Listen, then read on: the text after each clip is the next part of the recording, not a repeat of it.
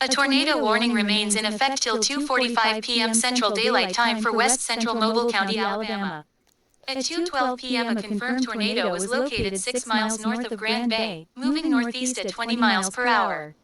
Hazard: damaging tornado. Source: radar indicated. Impact: flying debris will be dangerous to those caught without shelter. Mobile homes will be damaged or destroyed. Damage to roofs, windows and vehicles will occur. Tree damage is likely. This tornado will be near Mobile Regional Airport around 2:30 p.m. Central Daylight Time. To repeat, a tornado is on the ground. Take cover now. Move to a basement or an interior room on the lowest floor of a sturdy building. Avoid windows. If you are outdoors, get the shelter immediately.